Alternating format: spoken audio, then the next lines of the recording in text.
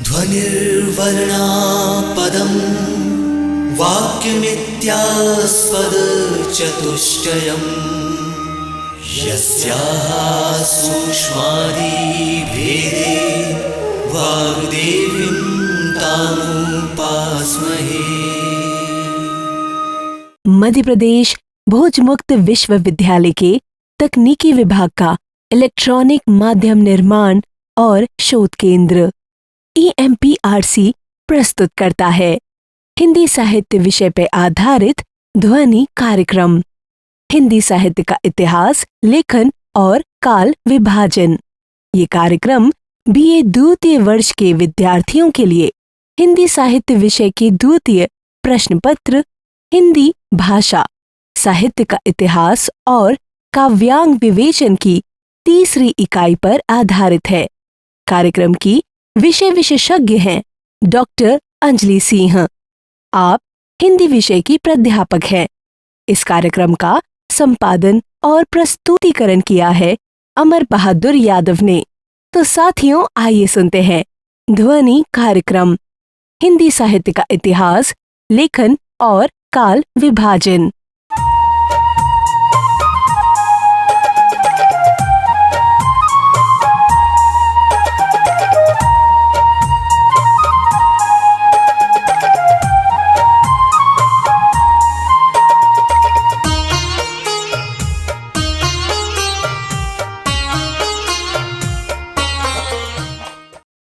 नमस्कार, मैं डॉक्टर अंजलि सिंह, प्राध्यापक हिंदी विषय में हूँ और मैं ये ऑडियो लेक्चर आपके सामने प्रस्तुत कर रही हूँ। आज से लगभग 1200 वर्ष पूर्व से हिंदी साहित्य का अस्तित्व सामने आता है। इस लंबे अंतराल में हिंदी समुदाय कहाँ से कहाँ तक पहुँचा और इसकी सांस्कृतिक और सामाजिक रचना में क्या परिवर्तन हुआ, यह जानने के लिए साहित्यिक यात्रा पर निकलने की आवश्यकता होती है। हिंदी साहित्य की इस इतिहास यात्रा में हमें हिंदुस्तान की समग्रता को समझना होगा। भारतीय संस्कृति, सभ्यता, अस्मिता और पहचान अंततः समग्र भारतीयता में ही है। भारत की भव्य पुरातनता, महान उपलब्धियां और असंख्य दुर्बलताओं की लंबी श्रृंखला संभ्रमित कर देती है। श्रेष्ठ मनीषियों, विदेशी यात्रियों, विद्वानों ने भारतीय साहित्य के आलोक में हिंदी साहित्य की ऐतिहासिक यात्रा की गुत्थी सुलझाने का प्रयास किया है और साहित्य की यह ऐतिहासिक यात्रा ही हमारे स्रोत का आधार भी है।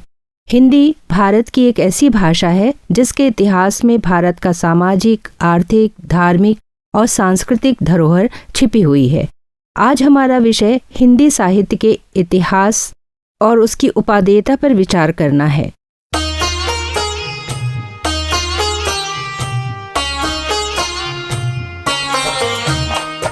साहित्य की प्रथम प्रतिबद्धता सृष्टि की संवादशीलता को जीवित रखने की है। साहित्य चुप नहीं रहता, हर परिस्थितियों में प्रश्नों को अपने ढंग से उठाता है, प्रतिकूल परिस्थितियों में भी नए नए ढंग से। इसलिए साहित्य प्रयोजनीय है। दूसरा प्रश्न यह है कि क्या इसका कोई इतिहास है? अगर है तो इतिहास को देखने की हमारी दृष्टि क्या है? आज हम जिस साहित्य को पढ़ रहे हैं वह क्या किसी वैज्ञानिक दृष्टि से गुजरकर हमारे सामने आया है? वस्तुतः हिंदी साहित्य का इतिहास विद्वानों और आचार्यों द्वारा समय समय पर की गई स्थापनाएं तथा तथ्यों से प्राप्त निष्कर्षों पर आधारित है। आचार्य शुक्ल ने अपने पूर्ववर्ती और समवर्ती विद्वानों द्वारा किए गए कार्यों के साथ अपने समय की परिस्थितियों को समेटते हुए हमारे सामने एक विस्तृत इतिहास क्रमबद्ध किया है। किंतु आचार्य शुक्ल द्वारा लिखा इतिहास बहुत वर्ष पुराना हो चुका है। तब से आज तक काफी कार्य हुआ। विभिन्न पत्र पत्रिकाएं, संस्थाएं तथा अन्य स्रोत एवं शोध आलेखों के माध्यम से इस दिशा में निरंतर प्रयास भी किए गए। अब प्रश्न यह है कि इतिहास से आशय क्या है? यही ऐसे एक लंबे अंतराल से गुजरती हुई यह भाषा साहित्य आज बदले कलेवर में प्राचीनता को संभाले और वर्तमान को संवारते हमारे सामने है। उसका समग्र विश्लेषण पूरी वैज्ञानिकता के साथ करना हमारा काम है। इतिहास को हम केवल जानकारी के लिए नहीं पढ़ते, इतिहास हमें गढ़ता है, वह हमें निराशा से उबारता है। बोली से लेकर भाषा के परिष्कृत रूप तक साहित्य को पहुंचाने में हजारों साल लग गए। यही धरोहर हमारे सामने है जिसे हमें आज की परिस्थितियों में विश्लेषित करना है। यही हमारे साहित्य इतिहास के अध्ययन की भूमिका भी है।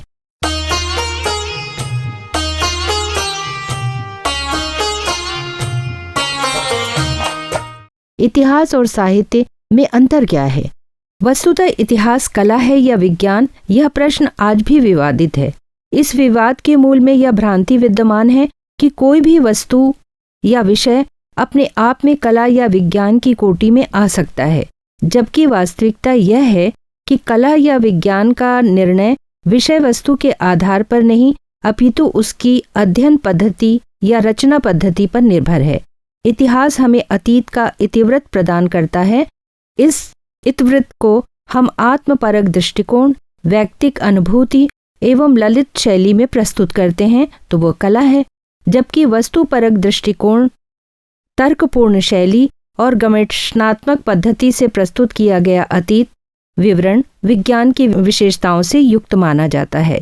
आधुनिक युग में इतिहास को कला की अपेक्षा विज्ञान के अधिक निकट इसलिए माना गया है क्योंकि प्रत्येक इतिहासकार से दृष्टिकोण की तटस्थता या वस्तुपरकता, तथ्यों की यथार्थता तथा निष्कर्षों की प्रामाणिकता की अपेक्षा की जाती है।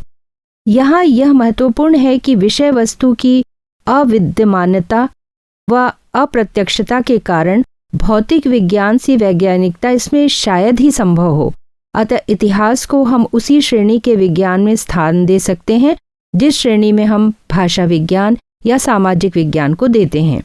इतिहास के अध्ययन में विभिन्न विद्वान विभिन्न प्रकार के दृष्टिकोणों का प्रयोग करते रहे हैं और ये दृष्टिकोण भी समय समय पर बदलते रहे हैं।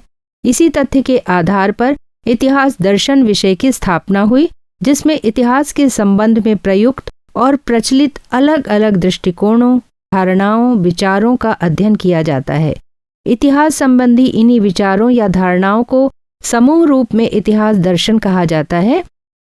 इसका सर्वांगीण और सर्वपक्षीय बोध पाने के लिए उसे व्यापक एवं समन्वित अर्थ में ग्रहण करना आवश्यक होगा।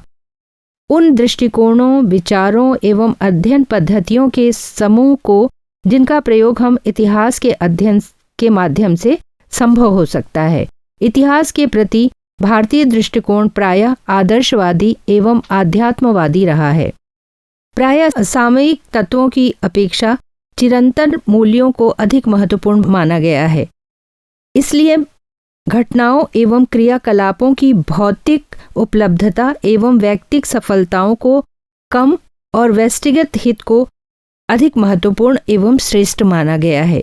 इसलिए महाभारत कार ने इतिहास को एक ऐसी पूर्ववृत्त माना जिसके माध्यम से धर्म, अर्थ, काम और मोक्ष का उपदेश दिया जा सके। पौराणिकों ने ऋषियों, महापुरुषों के चरित्र गान को इतिहास के रूप में स्वीकार कर घटना से ज्यादा चरित्र पर महत्व दिया। बाण, कलहण आदि इतिहासकारों ने यद्यपि यथार्थपरक वस्तु एवं तथ्य को अधिक महत्व प्रदान किया, लेकिन काव्यात्मकता और अलंकार प्रियता का मोह वे भी त्याग नहीं सके। प्राचीन भारतीय इतिहासकारों की रचनाएं चारित्रिक मूल्यों, नैतिक उपदेशों और आध्यात्मिक रूपकों से युक्त होकर काव्यात्मक इतिहास के रूप में विकसित हुई। वस्तुतः भारत का प्राचीन इतिहासकार सत्य शोधन से भी आगे शिवम एवं सुंदरम के समन्वय के लिए संकल्पित रहा है। इसे व्यवहारिक दृष्टि से गुण माना जा सकता है, किंतु सैद्धांतिक दृष्टि से यह उनका सबसे बड़ा दोष भी माना जाता है, क्योंकि इसमें शुद्ध ऐतिहासिकता का नितांत अभाव है। दूसरी ओर पाश्चात्य इतिहासकार प्रायः यथार्थवादी दृष्टिकोण से अनुप्राणित रहे हैं। इतिहास के प्रथम व्याख्याता यूनानी विद्वान हीरोडोटस ने इसे खोज, गवेषणा या अनुसंधान के अर्थ में ग्रहण करते हुए इसके 4 लक्षण निर्धारित किए हैं। एक, इतिहास वैज्ञानिक विधाएं, अतः उसकी पद्धति आलोचनात्मक होगी। दूसरे, मानव जाति से संबंधित होने के कारण यह मानविकी विधा है। तीसरे, यह तथ्य, तर्क एवं प्रमाण पर आधारित तर्क संगत विद्या है। चौथा, यह कि यह अतीत के आलोक में भविष्य पर प्रकाश डालता है। अतः यह शिक्षाप्रद विद्या प्राकृतिक एवं भौतिक परिवर्तन की प्रक्रिया की व्याख्या करती है। प्राचीन युग में सामान्यतः हीरोडोटस का ही दृष्टिकोण मान्य रहा, किंतु आधुनिक युग के विभिन्न विद्वानों ने इसके संबंध में नए दृष्टिकोण प्रस्तुत किए हैं। 19वीं सदी में डार्विन के विकासवादी सिद्धांत की स्थापना के बाद इतिहास को एक नई दृष्टि, शक्ति और गति मिली, और वैज्ञानिक दृष्टि से इतिहास का अर्थ घटना समूह या संकलन न होकर विकास क्रम का विवेचन है। Karl Marx, Engels, Morgan, Huxley ने विकासवाद के आधार पर अपनी अपनी दृष्टि के अनुसार उसे विभिन्न रूप में प्रस्तुत किया है। सामान्यतः इतिहास शब्द राजनीतिक एवं सांस्कृतिक इतिहास का बोध कराता है, किंतु वास्तव में सृष्टि की प्रत्येक वस्तु का अपना एक इतिहास होता है। अतः साहित्य भी इतिहास से असंबद्ध नहीं है। साहित्यिक रचनाएं, साहित्यकारों की सृजनात्मकता और प्रवृत्तियां, उनसे संबंधित स्थितियों, परिस्थितियों और परंपराओं को समझना अति आवश्यक है। साहित्य इतिहास केवल रचनाओं और उसके रचयिता का स्थूल परिचय ही था, किंतु जैसे जैसे इतिहास के प्रति दृष्टिकोण बदलता गया, वैसे वैसे ही साहित्य इतिहास के दृष्टिकोण में भी सूक्ष्मता और गंभीरता आती गई। साहित्य के इतिहास का अर्थ यह है कि देश काल की सीमाओं में विकसित साहित्य का समग्र रूप से अध्ययन करना। वस्तुतः विकास की प्रक्रिया इनमें से किसी एक सूत्र पर आधारित नहीं हो सकती। भारतीय विचारकों ने साहित्य के इतिहास लेखन में युगीन परिवेश की महत्ता पर पर्याप्त बल दिया। अतः यह कहा जा सकता है कि साहित्य के इतिहास का अध्ययन, विश्लेषण युगीन चेतना एवं साहित्यकार की व्यक्तिक प्रवृत्तियों के परिप्रेक्ष्य में ही किया जाना चाहिए।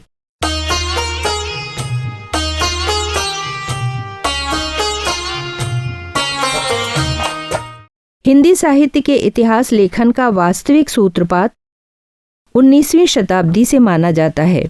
मध्यकाल में कुछ रचनाएं जैसे 84 वैष्णवन की वार्ता, 252 वैष्णवन की वार्ता, भक्तमाल आदि मिलती हैं, किंतु उसमें कालक्रम के अनुसार वर्णन नहीं मिलता।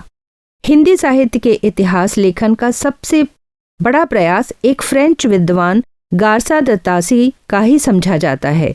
उनके ग्रंथ में जो 2 भागों में है, पहला भाग 1839 और दूसरा 1847 में प्रकाशित हुआ। इनमें कुछ महत्वपूर्ण बिंदु समावेशित थे, जैसे इनमें वर्णानुक्रम पद्धति का प्रयोग किया गया। दूसरे इसमें प्रथम भाग में रचनाकारों का परिचय और दूसरे भाग में रचनाओं के उदाहरण फ्रेंच में अनुदित किए गए। तीसरा, हिंदी और उर्दू कवियों को एक साथ रखा गया। इसके अतिरिक्त इसमें 783 कवियों और लेखकों का वर्णन है, किंतु केवल 72 कवि ही हिंदी के माने जा सकते हैं। इसमें पृष्ठों की संख्या 100 है। इसका दूसरा संस्करण 3 भागों में प्रकाशित हुआ। इस ग्रंथ में काल विभाजन न होकर कवियों का कालक्रम अनुसार वर्गीकरण किया गया। युगीन परिस्थितियों की अनदेखी भी हुई। इसके बावजूद इस ग्रंथ को हिंदी साहित्यिक इतिहास लेखन की परंपरा में प्रथम ग्रंथ होने का गौरव प्राप्त है।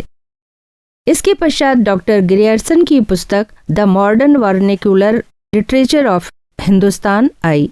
इस पुस्तक के संबंध में लिखा है, इतिहास न होते हुए भी सच्चे अर्थ में हिंदी साहित्य का पहला इतिहास इसे कहा जा सकता है। इसमें लेखक ने कवियों और लेखकों का कालक्रम के अनुसार वर्गीकरण करते हुए उनकी प्रवृत्तियों को भी स्पष्ट करने का प्रयास किया।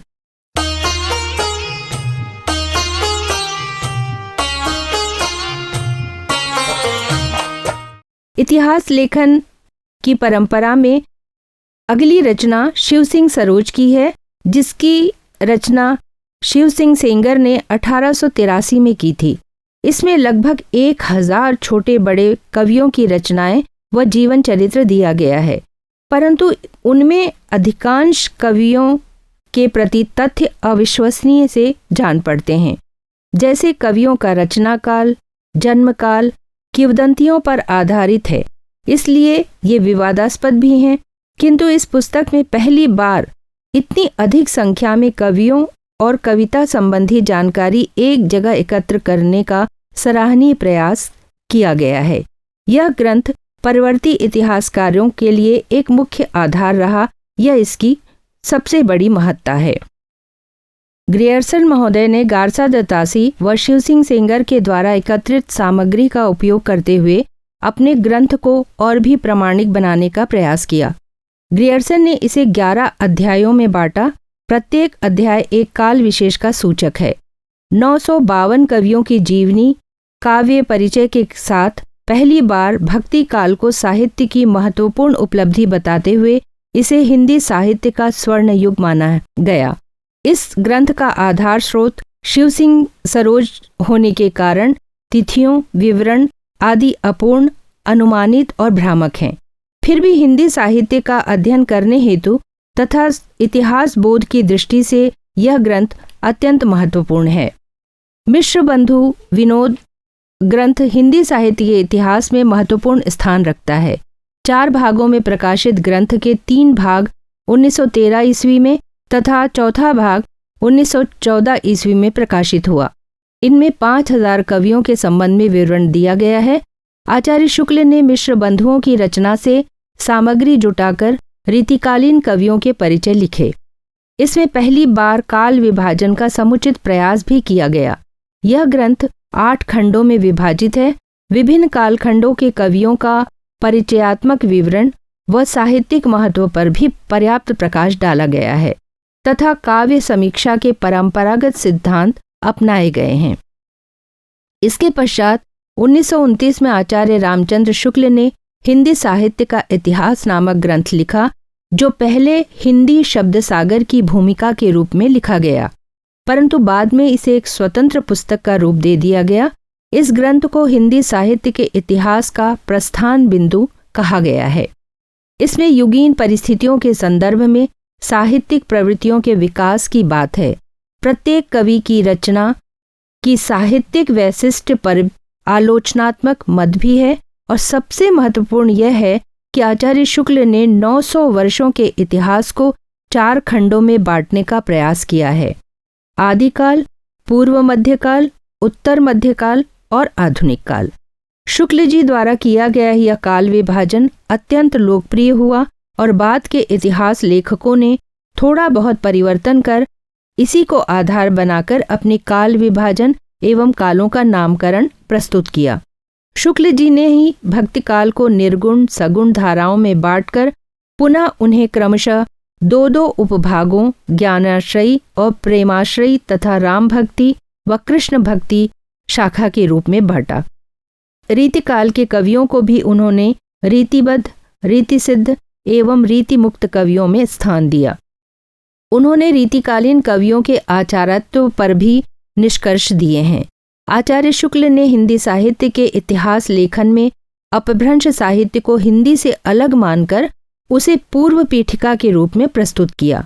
यह भी एक क्रांतिकारी कदम माना गया। जनता की चित्तवृत्ति को काल विभाजन का आधार बनाया गया। आचार्य शुक्ल ने आदिकाल के 3 प्रकरण में वीर गाथा काव्य का विवेचन किया है तथा सिद्ध और नाथ साहित्य को सांप्रदायिक कहकर साहित्य के क्षेत्र से बाहर कर दिया।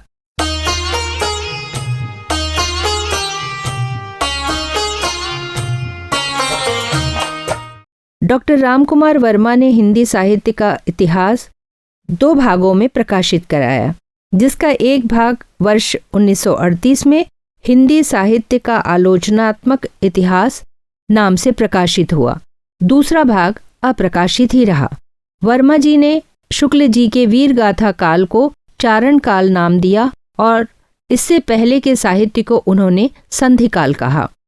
वर्मा जी ने अपने ग्रंथ में अपभ्रंश की बहुत सारी सामग्री को समाहित किया तथा स्वयंभू को हिंदी का पहला कवि माना। हिंदी साहित्य के इतिहास लेखन के क्षेत्र में शुक्ल जी के बाद सबसे महत्वपूर्ण स्थान डॉक्टर हजारी प्रसाद द्विवेदी जी का है।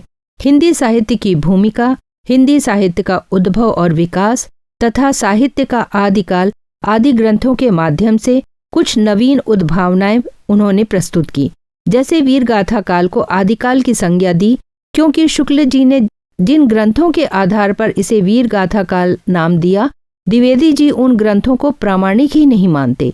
उन्होंने आदिकाल पर एक अलग ग्रंथ लिखा है। हिंदी साहित्यिक इतिहास की विशेषता मध्यकालीन काव्य के स्रोतों और पूर्व परंपराओं के अनुसंधान तथा तथ्यपूर्ण व्याख्या करने की दृष्टि से आचार्य द्विवेदी का योगदान अप्रतिम है। वस्तुतः आचार्य द्विवेदी पहले व्यक्ति हैं जिन्होंने आचार्य शुक्ल की अनेक धारणाओं और स्थापनाओं को चुनौती देते हुए उन्हें सबल प्रमाणों के आधार पर खंडित किया। जहाँ तक ऐतिहासिक चेतना व पूर्व परंपरा के बोध की बात है, निश्चय ही आचार्य द्विवेदी हिंदी के सबसे सशक्त इतिहासकार हैं।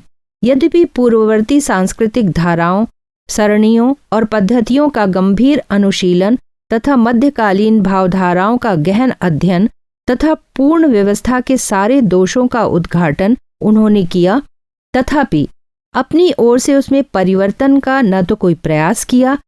कदाचित इसका कारण ये भी हो सकता है कि उनके इतिहास की रूपरेखा, काल विभाजन पद्धति व काव्यधारा की नियोजना बहुत हद तक आचार्य शुक्ल के इतिहास के अनुरूप ही है।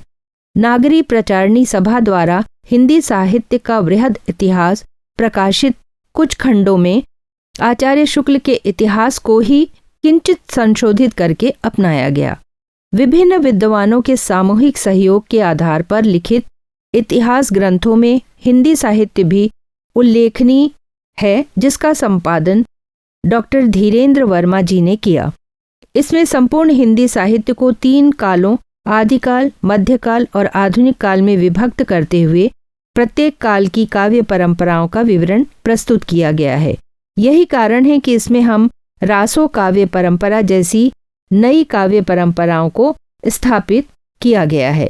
साथ ही इसमें कुछ दोष भी हैं, जैसे विभिन्न अध्यायों में लेखकों ने इतिहास लेखन की विभिन्न दृष्टियों और पद्धतियों का उपयोग किया है, जिसमें एकरूपता, अन्विति एवं संश्लेषण का अभाव दिखाई देता है।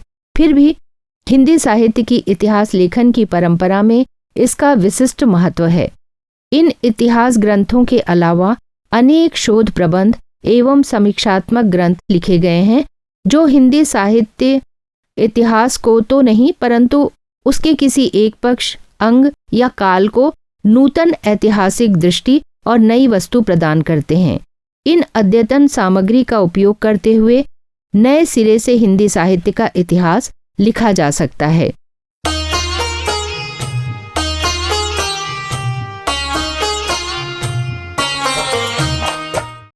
इस प्रकार गारसा द तासी से लेकर अब तक की परंपरा के इस सर्वेक्षण से यह भली भांति स्पष्ट होता है कि लगभग 1 शताब्दी की ही अवधि में हिंदी साहित्य का इतिहास लेखन अनेक दृष्टियों और रूपों, पद्धतियों का आकलन एवं समन्वय करता हुआ संतोषजनक प्रगति कर रहा है। इतना ही नहीं, हमारे लेखकों ने न केवल इतिहास दर्शन के बहुमान्य सिद्धांतों और प्रयोगों को अंगीकृत किया, अपितु उन्होंने ऐसे नए सिद्धांतों भी प्रस्तुत किए जिसका सम्यक मूल्यांकन होने पर अन्य भाषाओं के इतिहासकार भी उसका अनुसरण कर सकते हैं। गारसा द तासी से लेकर अब तक हिंदी साहित्य लेखन की परंपरा में अनेक दृष्टियों, रूपों और पद्धतियों का आकलन और समन्वय है। नए सिद्धांत भी हैं तथा विश्व इतिहास दर्शन के बहुमान्य सिद्धांतों का प्रयोग भी। पहले वर्ग में प्रकाशित रचनाओं की खोज करना दुष्कर कार्य है। नागरी प्रचारणी सभा और कई अन्य साहित्यिक संस्थाएं इस क्षेत्र में वर्षों से कार्य कर रही हैं और समय समय पर उनके द्वारा उपलब्ध रचनाओं का विवरण भी प्रकाशित हुआ है। दूसरे वर्ग में प्राचीन रचनाओं में, जिसमें 200 वैष्णवन की वार्ता, 84 वैष्णवन की वार्ता, भक्तमाल, गुरु ग्रंथ साहब, भक्त नामावली, कवि माला, कालिदास हजारा, सत्य कवि गिरा विलास, कवि नामावली, राग सागरो, राग कल्पद्रुम, श्रृंगार संग्रह आदि उल्लेखनीय हैं। इनका रचनाकाल 17वीं सदी से लेकर 19वीं सदी के अंत तक का है और इसमें प्राचीन और मध्यकालीन कवियों और काव्यों के संबंध में विभिन्न तथ्यों का पता चलता है। जहाँ तक आधुनिक काल के साहित्य का परिचय देने वाले ग्रंथ की बात है, डॉक्टर माता प्रसाद गुप्त, डॉक्टर प्रेम नारायण टंडन व अन्य कई लेखकों द्वारा समकालीन लेखकों और उनकी रचनाओं के संग्रह निर्देशिकाओं के रूप में प्रस्तुत किए हैं, जो इतिहास लेखन के लिए अत्यंत उपयोगी हैं। डॉक्टर नगेंद्र के अनुसार हिंदी साहित्य के इतिहास के पुनर्लेखन की आवश्यकता है और इस विषय में दो मत नहीं हो सकते। इसके दो कारण हैं, एक तो साहित्य चेतना का विकास और दूसरा नवीन शोध परिणाम। आज शोध और चिंतन की दशा और दिशा दोनों ही बदली है। हिंदी अंतर्राष्ट्रीय स्तर पर पहुंची है। इंटरनेट और वेबसाइट के कारण हिंदी अहिंदी भाषी तथा भारतीय मूल के लोग आपस में जुड़ रहे हैं। शोध सामग्री जुटाने में और प्रिंट तथा इलेक्ट्रॉनिक तकनीक सहायक सिद्ध हो रहे हैं। साहित्य के मौलिक प्रतिमान नहीं बदले, किंतु नवीन शोध दृष्टि ने नवीन शोध परिणाम दिए हैं। अनेक स्वीकृत तथ्यों में संशोधन हुआ है। विकासशील साहित्य चेतना अवलोकन और पुनरावलोकन के लिए सर्वथा उचित है। इसके साथ ही जब हम साहित्य के इतिहास लेखन की बात करते हैं तो हमारे सामने दो प्रश्न खड़े होते हैं। पहला यह कि हिंदी का स्वरूप विस्तार कहाँ तक है और दूसरा ये कि हिंदी साहित्य की सीमा क्या है। पहली बात यह कि रचना की दृष्टि से आज हिंदी भौगोलिक सीमाओं से परे है। क्षेत्र के रूप में परिभाषित करना चाहें तो यह स्वीकार कर सकते हैं कि देश में वर्तमान हिंदी सामाजिक व्यवहार, अर्थ, पत्राचार, शिक्षा, मनोरंजन, सार्वजनिक व्यवहार आयोजन, विचार विनिमय तथा साहित्यिक अभिव्यक्ति की माध्यम भाषा है। यह सब क्षेत्र हिंदी का है।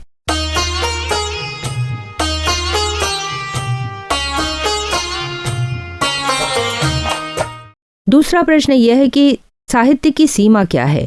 आज इतिहासकार के सामने प्रश्न यह है कि साहित्य के प्राण रस को बनाए रखे या ज्ञान के भंडार को।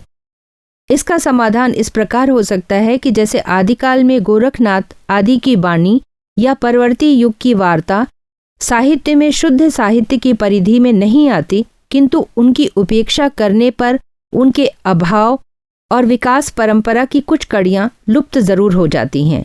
इसी तरह आधुनिक युग के आरंभ में दयानंद सरस्वती का सत्यार्थ प्रकाश ललित साहित्य का भले ही अंग नहीं, परंतु क्या आलोचना की भाषा के विकास में इसका अध्ययन किया जाना उचित नहीं है।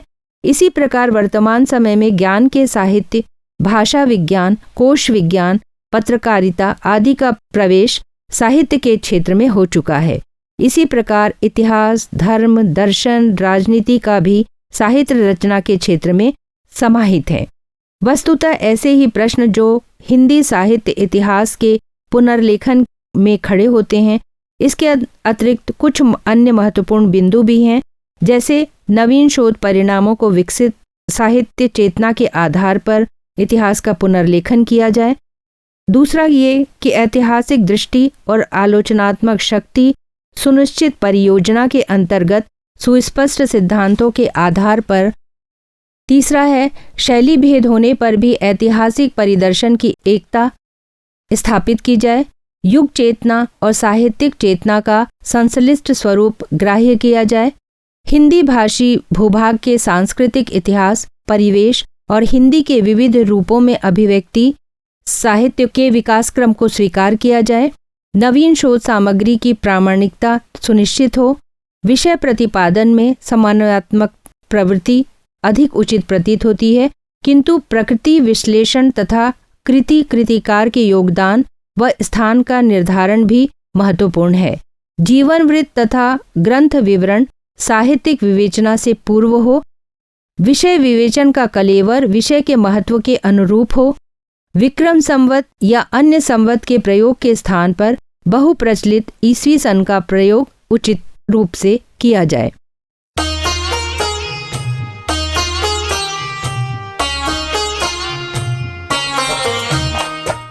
सारांश रूप में हम ये कह सकते हैं कि साहित्य इतिहास लेखन के क्षेत्र में हिंदी में अभी भी उचित प्रगति संतोषजनक नहीं है। परिणाम यह है कि शताब्दी से अधिक इतिहास ग्रंथों के प्रकाशन के बाद भी आज भी हम डॉक्टर रामचंद्र शुक्ल का लिखा इतिहास ही सर्वाधिक प्रामाणिक मानते आए हैं। नागरी प्राचारणी सभा द्वारा प्रयास सराहनीय है, किंतु इस दिशा में अभी भी बहुत कार्य शेष है। आज के व्याख्यान में बस इतना ही। आपने ध्यान से सुना, आशा है आपको इससे लाभ अवश्य मिला होगा। नमस्कार।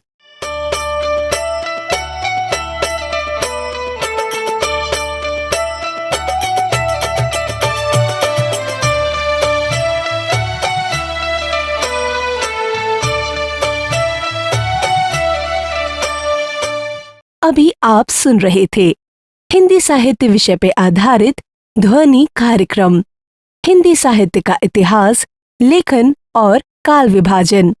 कार्यक्रम की विषय विशेषज्ञ और वार्ताकार थीं डॉक्टर अंजलि सिंह। उद्देशिका थी दीवा तिवारी। इस कार्यक्रम का संपादन और प्रस्तुतिकरण किया अमर बहादुर यादव ने। ये ध्वनि कार्यक्रम मध्य प्रदेश भोजमुक्त विश्वविद्यालय के तकनीकी विभाग के इलेक्ट्रॉनिक माध्यम निर्माण और शोध केंद्र EMPRC द्वारा निर्मित किया गया।